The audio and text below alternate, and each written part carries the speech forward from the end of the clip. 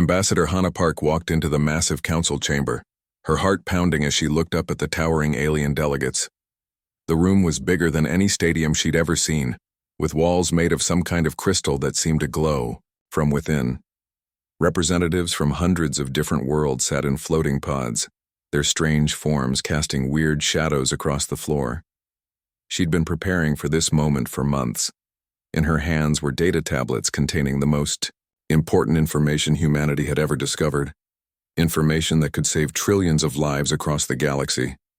But looking at the bored expressions on the alien faces around her, she wondered if anyone would even listen. "Honored delegates," Hannah began, her voice echoing strangely in the huge space.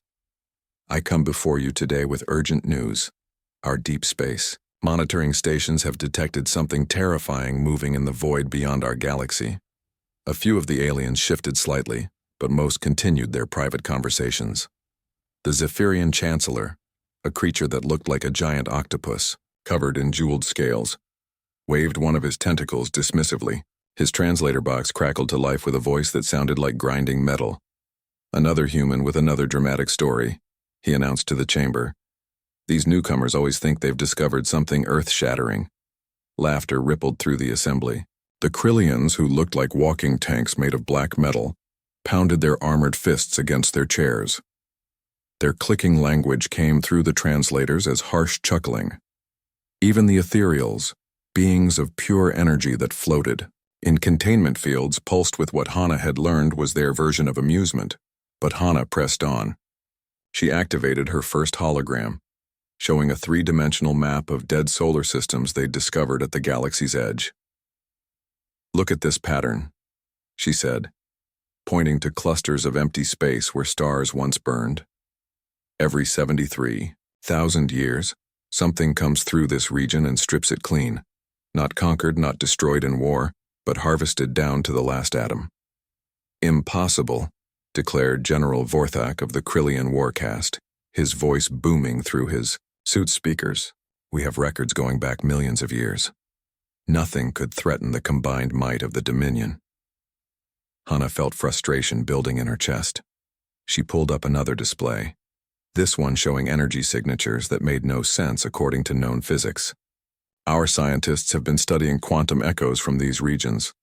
The readings are unlike anything we've ever seen. These aren't natural phenomena.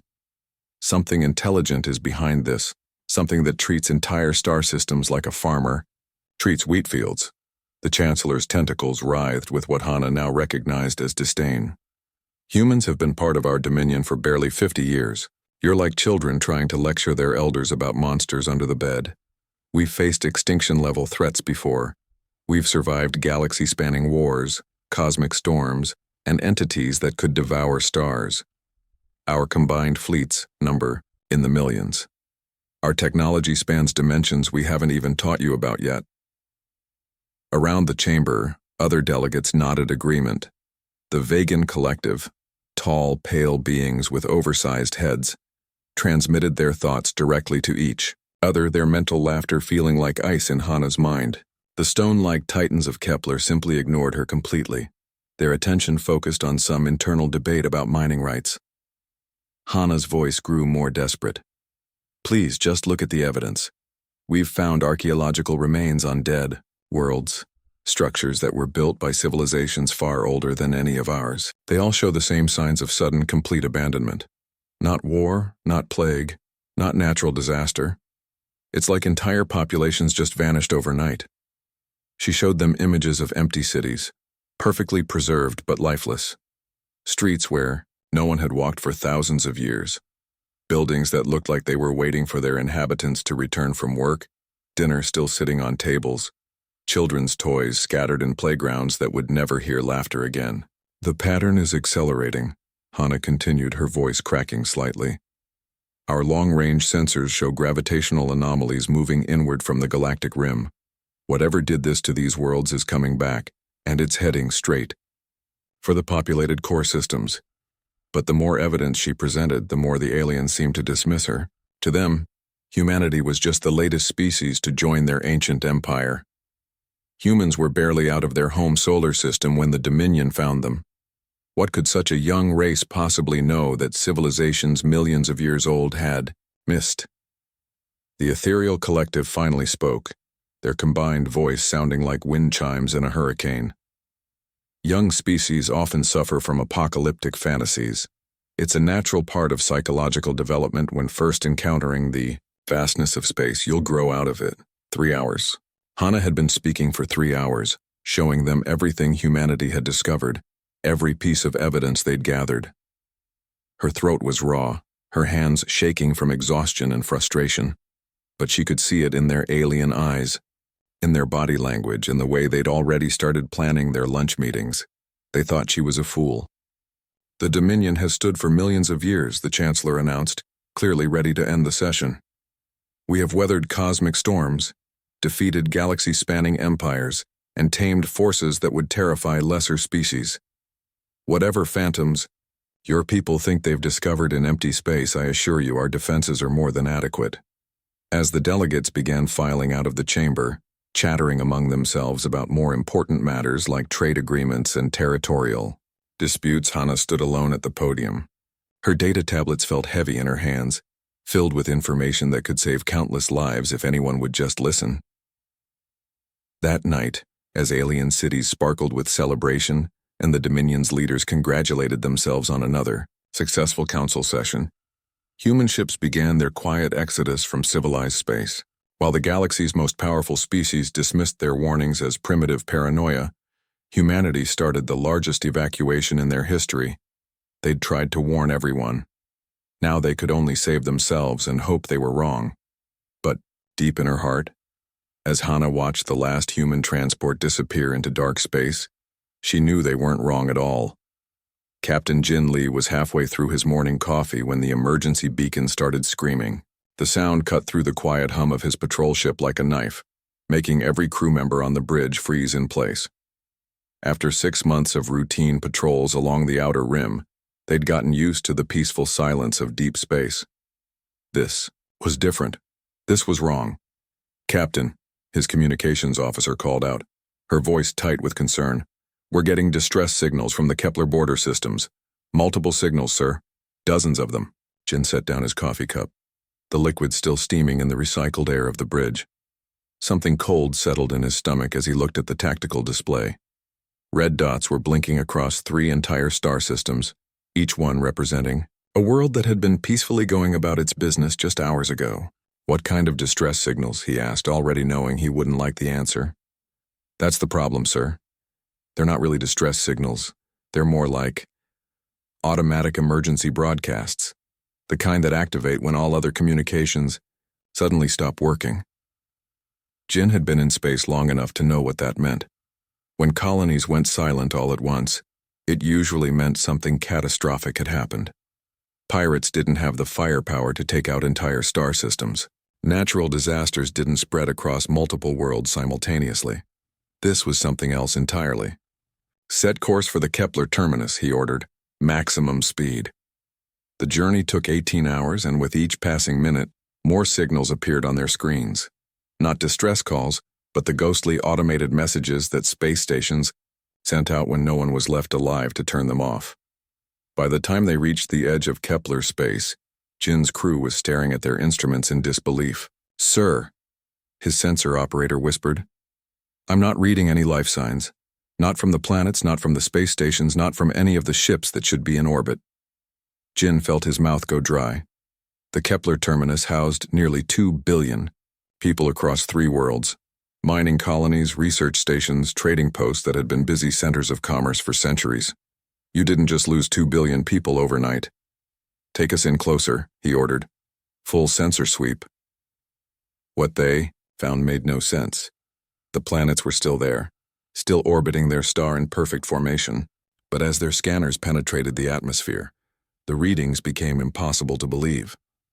Where thriving cities should have been, their instruments detected only perfectly organized piles of dust. Not the chaotic destruction of warfare or the random patterns of natural disaster, but neat, precise arrangements of matter that had been broken down to its basic components. "Captain," his science officer called out, her voice barely above a whisper.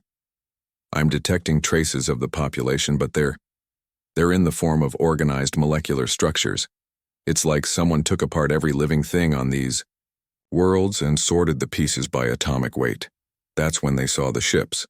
They appeared on the edge of the system like moving mountains, so massive that Jin's first thought was that they were looking at small moons that had somehow escaped their orbits. But moons didn't move in perfect formation, and they certainly didn't have the geometric precision of manufactured objects. "How many?" Jin asked, though his voice came out as barely a croak. "I'm counting. 17 primary vessels, sir.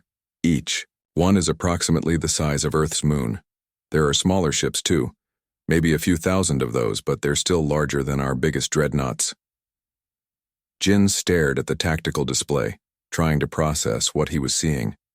The human brain wasn't designed to comprehend objects that size. Each of those ships could house entire civilizations, could carry populations in the billions. But they weren't carrying anyone. They were hungry, and they were moving deeper into Dominion space. The communication panel lit up with an incoming transmission. It was Admiral Quan of the Dominion's First Fleet, his stern face appearing on Jin's screen with the kind of confidence that came from commanding 1,000 warships. "Captain Lee," the Admiral said, his voice carrying the authority of someone who'd never lost a battle. "We've received your initial reports. Prepare to rendezvous with the fleet. We're going to show these invaders what happens when they threaten Dominion territory." Jin wanted to scream at the screen. He wanted to grab the Admiral by his perfectly pressed uniform and shake him until he understood what they were facing. But military discipline ran deep, so he simply nodded. "Yes, sir. Transmitting all sensor data now." 2 hours later, Admiral Quan's fleet dropped out of hyperspace in a display of force that would have intimidated any normal enemy. 1,000 ships arranged in battle formation, their weapons powered up and shields at maximum strength. These were vessels that had conquered star systems, that had faced down alien armadas and emerged victorious. The harvest ships didn't even slow down. The battle, if you could call it that, lasted exactly 17 minutes. Jin watched from the edge of the system as the pride of the Dominion's navy opened fire with every weapon they had. Quantum torpedoes that could crack planets, energy beams that burned at the temperature of stellar cores, projectile weapons that fired at significant fractions of light speed. None of it mattered. The harvest ships' hulls seemed to absorb the incoming fire, not deflecting it or resisting it, but actually feeding on it. Every blast that struck them made them glow brighter, made them move faster. It was like watching someone try to fight the ocean with their bare hands. Admiral Quan's flagship, a massive dreadnought that had served as the symbol of Dominion power, for 2 centuries simply ceased to exist. One moment it was there, firing its main guns in desperate defiance, and the next it was gone, not destroyed in an explosion, not torn apart by enemy fire, but processed into its component atoms in the space of a heartbeat. The harvest ships continued their advance without pausing, without slowing, without acknowledging that a battle had even taken place. Behind them they left empty space where 1,000 warships had been, the matter that had composed those vessels now part of their own ever-growing mass. Jin's communications officer was crying, though she probably didn't realize it. His tactical officer had stopped updating the display, his hands frozen over controls that no longer seemed to matter. Even Jin himself felt a kind of numbness settling over his mind, the kind of shock that came when reality shifted so far from what you expected that your brain simply stopped trying to process it. These weren't invaders. They weren't conquerors seeking territory or resources in any sense that thinking beings could understand. They were something far worse. They were harvesters, and every living thing in the galaxy was nothing more than crop waiting to be gathered. As Jin watched them disappear into hyperspace, heading toward the densely populated core systems, he finally understood what Ambassador Hana had been trying to tell the Galactic Council.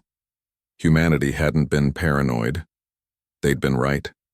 And now it was too late for warnings. Captain Yoon's exploration vessel was drifting quietly through the vast emptiness between galaxies when the message came through. She'd been out here for months, part of humanity's deep space exploration program, mapping the dark regions where no stars shone and no planets turned. It was lonely work, but someone had to chart the void. The emergency transmission cut through the silence of her ship like a scream in the night. Static filled her communications array, and then a voice came through, broken and desperate. It took her a moment to recognize it as Zephyrian, the same musical language that had dismissed humanity's warnings just 6 months ago. "Any human vessels?" the voice pleaded, the translator struggling with interference. "Any human colonies, any human ships, please respond. This is the Galactic Council emergency frequency. We need your help. Please, anyone who can hear this, we need your help." Yoon stared at the communication panel in disbelief. She'd been monitoring Dominion frequencies for weeks, listening to the reports as system after system went silent. She'd watched the harvest. Ships cut through the galaxy's defenses like they were made of paper. But this was the first time she'd heard the proud alien civilizations actually ask for help. Her communications officer, a young man named Tae, looked up from his station with wide eyes. "Captain, should we respond?" Before she could answer, more voices joined the transmission. Krillian war leaders whose translator units couldn't hide the fear in their mechanical clicking. Ethereal collective members whose usual harmony had dissolved into chaotic, panicked energy bursts. Even the stone-like titans were transmitting, their deep, rumbling voices cracking with desperation. "This is Captain Yoon of the human vessel Perseverance," she finally answered. "We hear you." The response was immediate and overwhelming. Dozens of alien voices began talking at once, begging, pleading, offering anything humanity might want in exchange for salvation.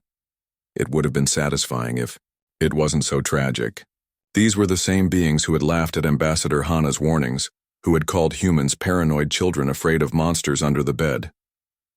"Please," came a voice she recognized as the Zephyrian Chancellor, though his usual arrogance had been replaced by raw terror. "The harvest ships are only hours away from our core systems. Our fleets are gone, our defenses are useless. You humans evacuated early. You knew this was coming. Please tell us you have somewhere safe we can go." Yoon closed her eyes for a moment. The smart thing would be to cut communications and disappear back into the void. Humanity had tried to warn them. They'd been mocked, dismissed, treated like ignorant newcomers who didn't understand how the galaxy really worked. Now those same aliens wanted rescue from the very disaster humans had predicted, but that wasn't how humans operated. It never had been. "All human vessels, this is Captain Yoon," she broadcast on the emergency frequency that connected humanity's scattered fleet. "Begin rescue operations immediately. Authorization code Phoenix 77. You know what to do." What happened next would have seemed impossible to anyone who remembered humanity's humble position in the Dominion just months ago. Across the galaxy, human ships began materializing from dark space, like ghosts stepping out of shadows. Not the bulky, primitive vessels that aliens remembered, but sleek new ships that moved like living things. The transformation was incredible. While the Dominion had been building bigger guns and stronger shields, humanity had been preparing for something entirely different. Their ships had evolved, incorporating technologies that seemed almost organic. Hulls that could shift and adapt in real time, engines that bent space instead of pushing through it, sensors that could detect life signs through the chaos of collapsing civilizations. Captain Min commanded one of the rescue fleets moving toward the Zephyrian homeworld. Her ship, barely a tenth the size of a Dominion cruiser, slipped through the harvest zone like a knife through water. The massive alien vessels that had destroyed Admiral Kwan's fleet didn't even notice her approach. "How are they doing that?" her tactical officer whispered, watching the harvest ships continue their methodical destruction just kilometers away. "Stealth technology," Min replied, though she knew it was more than that. Human engineers had studied the harvest ships' behavior patterns, learned how they detected targets, discovered the frequencies they ignored. Where other species had tried to fight, humans had learned to hide. Her ship swept through the dying Zephyrian system, its modified cargo bays opening to receive terrified refugees. Entire families of the octopus-like beings flowed aboard, their jeweled scales dulled with fear and exhaustion. These were the same creatures who had once ruled sectors of space, who had commanded fleets that numbered in the thousands. "Sanctuary. Coordinates uploaded to your navigation systems," Min told them gently. Follow the beacon signals, you'll be safe there. Similar scenes played out across dozens of systems. Captain Hayek's fleet extracted 2 billion Krillian civilians from their fortress worlds. The proud warrior race reduced to confused children who didn't understand how their impenetrable defenses had failed so completely. Captain Yoon's vessels slipped through ethereal space, gathering the energy beings into specially designed containment fields before the harvest ships could convert them to raw power. The most remarkable thing about the entire operation was how prepared humanity was for it. While other species had focused on military might, humans had spent decades building something far more valuable: the infrastructure of survival. Hidden bases tucked away in dead systems, camouflaged way stations in asteroid fields, entire worlds, modified to support dozens of different alien biologies. "How long have you been planning this?" asked the Krillian General Vorthak as Yoon's ship carried him toward safety. His armored form looked strange and vulnerable without his usual retinue of guards. "Since the day we joined the Dominion," Yoon replied honestly. "We knew something like this was possible. Your civilizations are old and proud and powerful, which made you confident. Humanity is young and small and weak, which made us paranoid. Turns out paranoia was the better survival strategy. The evacuation revealed the true scope of humanity's preparation. They'd identified which species would be most likely to survive, which genetic lines needed preservation, which cultural artifacts were irreplaceable. They'd built hidden archives containing the knowledge of 1,000 civilizations, backup servers storing the collective wisdom of millions of years. But the most important thing they'd prepared was themselves. Every human in the rescue fleets knew they might not survive. The harvest ships were learning, adapting, becoming better at detecting the evacuation efforts. Ships that ventured too close to the main fleet sometimes simply vanished, processed into raw materials before they could even send a distress signal. Captain Day's vessel was one of those that didn't make it back. His final transmission was brief and calm. "Cargo delivered successfully. 20,000 ethereal refugees safe. Harvest ship detecting our position. It's been an honor." Then nothing but static. They were dying to save the very beings who had mocked them, and they did it without hesitation because that's what humans did. They saw people in need and they helped, even when those people had treated them like ignorant children, even when the smart thing would be to let them face the consequences of their own arrogance. "Why?" asked the Zephyrian Chancellor as Yoon's ship approached the coordinates for Sanctuary Prime. "Why save us after how we treated your warnings?" Yoon looked at the alien leader, this creature who had once commanded the respect of 1,000 worlds and now huddled in a human rescue ship like a refugee from his own pride.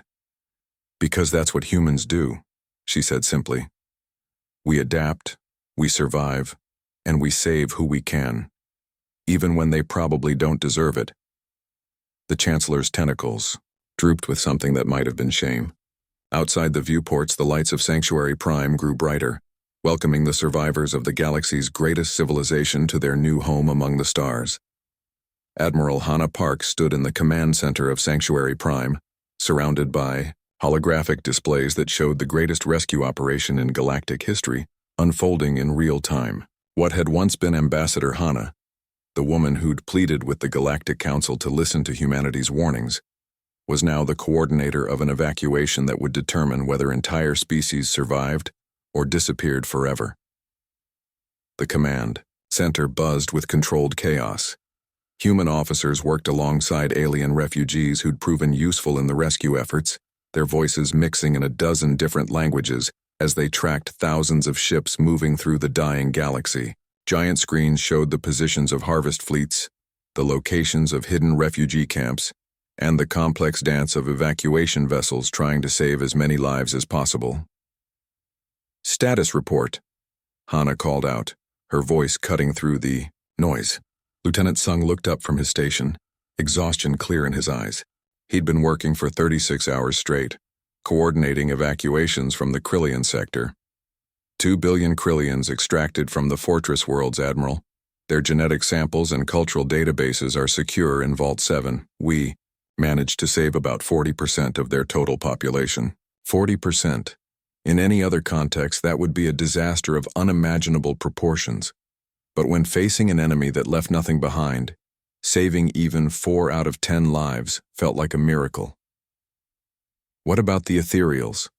Hana asked, turning to another station.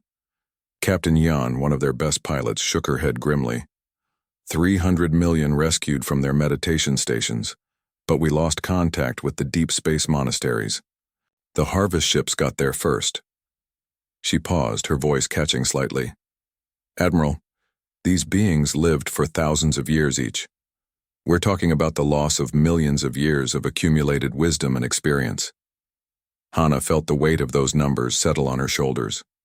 Every report brought news of entire civilizations reduced to refugee populations, ancient cultures preserved only in the emergency archives that human ships carried. But they kept working because the alternative was letting everyone die. The most heartbreaking part wasn't the scale of the loss, though. It was watching the refugees themselves come to terms with what they'd lost. In the medical bays of Sanctuary Prime, Zephyrian children who'd never known anything but the security of their ocean worlds struggled to adapt to artificial environments. Krillian warriors, bred for combat across millennia, sat in stunned silence as they realized their entire military tradition had become meaningless in a single day. "The Zephyrian breeding worlds are gone," reported Dr. Min from the Biological Preservation Unit. "But we managed to save their genetic archives and about 2 million breeding pairs. Their population can recover, given time and the right environment." Time. That was what everyone needed most and had least of. The harvest ships weren't slowing down, weren't taking breaks to process what they'd already consumed. They moved through the galaxy like a cosmic lawnmower, methodically converting everything in their path into raw materials for their incomprehensible purposes.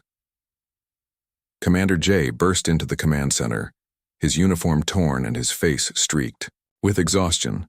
He'd just returned from one of the most dangerous rescue missions yet attempted, an extraction from the Titan homeworlds in the galactic core.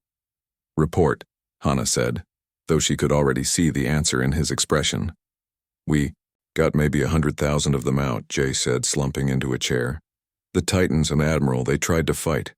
They used their industrial capabilities to build massive defense platforms, turned their entire worlds into fortresses. It didn't matter. The harvest ships just incorporated the defenses into their own mass and kept moving. The Titans had been among the oldest species in the Dominion, silicon-based beings who'd mastered matter manipulation on a planetary scale. If they couldn't defend themselves, nobody could. But the most remarkable thing about the evacuation wasn't the scale of the rescue operation. It was how prepared humanity had been for it. While other species had built their civilizations on the assumption that they were permanent, humans had always carried a deep awareness of their own fragility. The sanctuary protocols were the result of decades of careful planning. Hidden worlds scattered throughout the galaxy, each one modified to support multiple alien biologies. Atmospheric processors that could maintain a dozen different breathing mixtures. Gravity generators adjusted for species that had evolved under different conditions. Temperature zones ranging from the near-freezing environments, the crystalline, collective preferred to the molten rock heat that the magma swimmers called home. "How did you know?"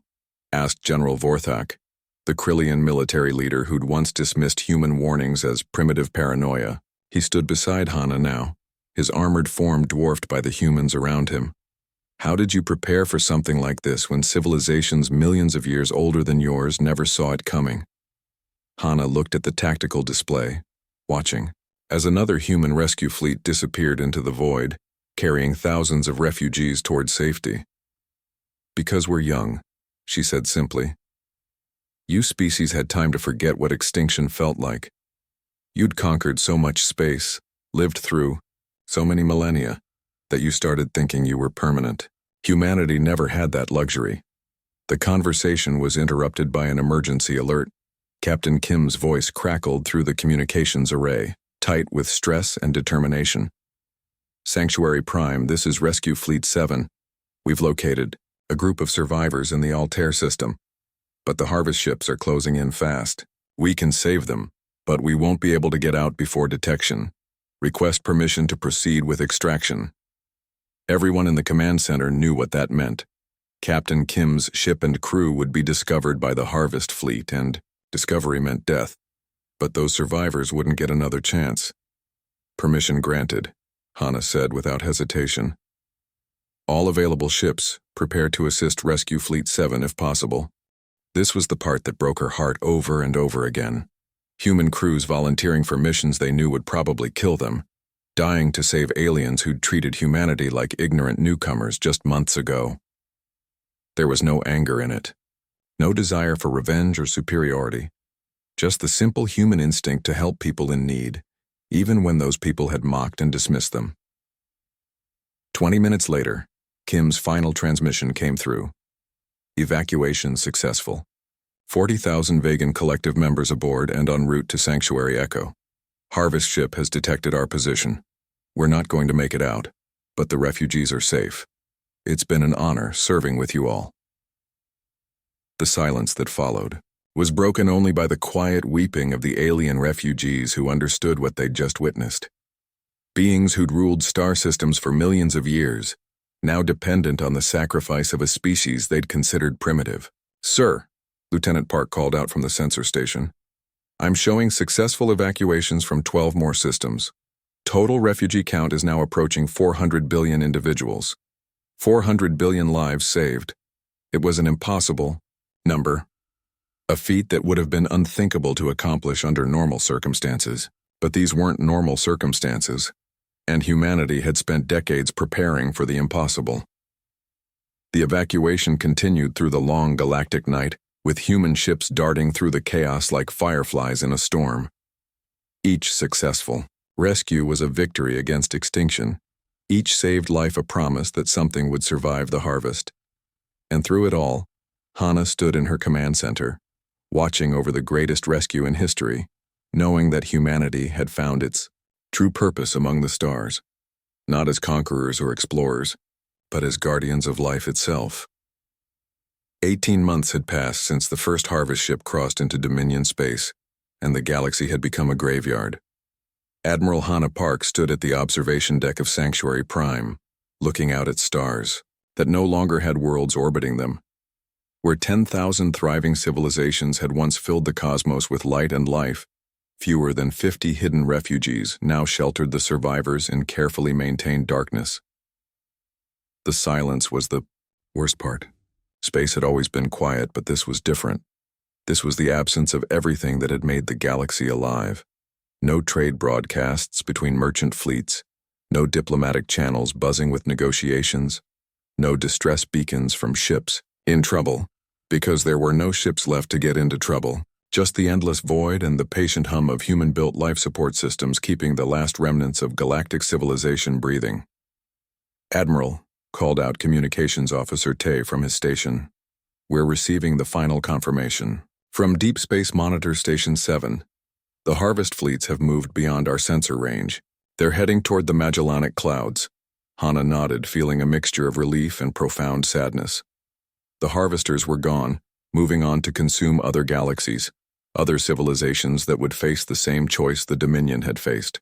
The difference was that those distant beings wouldn't have humans to warn them or save them when their pride led them to disaster.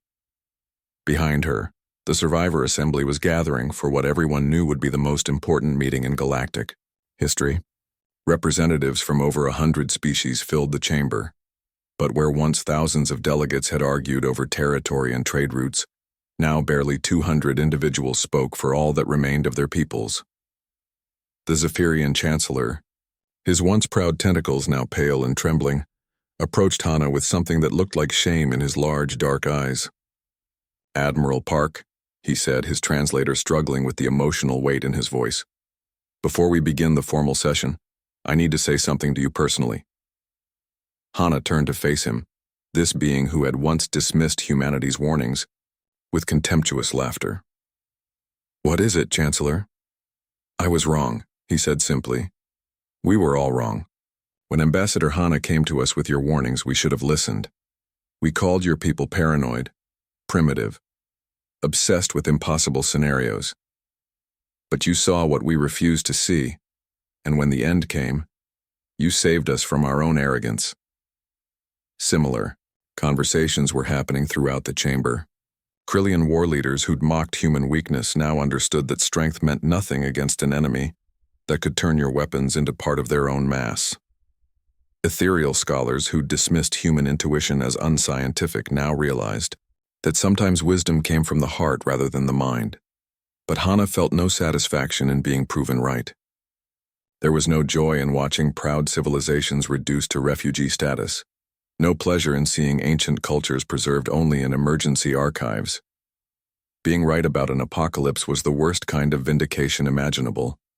"We need to talk about the future," she announced as the assembly came to order. "The harvesters are gone, but they've left us with a galaxy that can barely support a fraction of the population it once held. We have some difficult decisions to make." The rebuilding had already begun in small ways. Hidden worlds were emerging. From their concealment as human detection grids confirmed the departure of the harvest fleets, children who had never seen their species' homeworlds were learning about stellar engineering from human teachers, because humans were the only ones left who remembered how to build civilizations that could hide from cosmic predators. Dr. Min stepped forward to address the assembly, her tablet displaying population statistics that told the story of galactic devastation in cold numbers. "We've managed to preserve genetic samples from every known intelligent species," she reported. "Cultural databases, historical records, technological specifications, everything needed to eventually rebuild. But we're looking at recovery times measured in millennia, not years." The scope of the challenge was overwhelming. Entire species had been reduced to populations small enough to fit in a single city. Technologies that had taken millions of years to develop existed now only as archived data. Art, music, literature, philosophy, the cultural achievements of countless civilizations were now preserved only in human-built memory banks. But perhaps the most profound change was in how the survivors looked at humanity. Captain Yoon walked through the refugee quarters, where alien children played with toys designed by human engineers and ate food prepared according to dietary requirements that human scientists had spent years perfecting. These beings who had once ruled star systems now depended completely on human knowledge, human technology, human sacrifice for their continued existence. "Why did you do it?" asked a young Krillian, her armored shell still growing into its adult configuration. "Your people tried to warn us and we laughed at you. When the harvesters came, you could have just hidden and let us all die.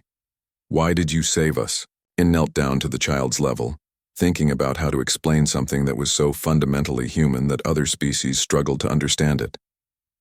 "Because that's what people do for each other," she said finally. "When someone is in trouble, you help them. It doesn't matter if they were mean to you before, or if they didn't listen when you tried to warn them. When people need help, you help." The rebuilding process was slow and careful. Human architects worked with alien engineers to design new cities that could support multiple species while remaining invisible to long-range sensors. Human farmers collaborated with surviving agricultural specialists to develop crops that could feed dozens of different biologies. Human teachers worked with alien scholars to preserve knowledge that existed now only in the memories of elderly refugees. In the deepest vaults of Sanctuary Prime, human archivists maintained what they called the Memorial Archives, holographic records of every species, every world, every individual voice that the harvesters had consumed. Billions of personal histories, love stories, scientific discoveries, artistic achievements, all carefully preserved so that nothing would be truly forgotten. Commander J led the team responsible for these archives, spending his days cataloging the memories of survivors and piecing together the final moments of worlds that no longer existed. It was heartbreaking work, but someone had to ensure that the galaxy's history wouldn't die with its civilizations. "When they come back," he told his team during one of their planning sessions, "we need to be ready, not just to hide, but to make sure the next galaxy has a better chance than we did." Because everyone understood that the harvesters would return. The 73,000-year cycle would continue, and somewhere in the distant future, new civilizations would rise and face the same choice that had destroyed the Dominion. The difference was that this time, there would be archives full of warnings. detailed records of what had worked and what had failed, and most importantly, the knowledge that survival was possible if you were willing to build arcs instead of weapons. The new galaxy that slowly emerged from the ashes bore little resemblance to the old Dominion. It was smaller, humbler, and utterly dependent on the strange little species that had seen the end coming and chosen to save everyone else from their own pride. Human technology formed the backbone of every surviving settlement. Human teachers educated the children of 100 species. Human archivists preserved the memories of civilizations that existed now only as data and genetic samples. As Hana stood in the memorial archives, surrounded by the holographic ghosts of 10,000 dead worlds, she felt the weight of humanity's new responsibility. They were no longer the newcomers, the primitive species trying to prove themselves worthy of galactic citizenship. They were the guardians of life itself, the keepers of memory, the species that had learned to survive by helping others survive. Outside the archives, alien children played in human-built parks, while their parents worked to rebuild something better than what had been lost. It would take thousands of years, maybe millions, but life would return to the galaxy. And when the harvesters came again, as they inevitably would, they would find a civilization that remembered the cost of pride and the value of humility. The galaxy had learned too late that the best warriors weren't always those who fought. Sometimes, they were the ones who saved everyone else from their own arrogance.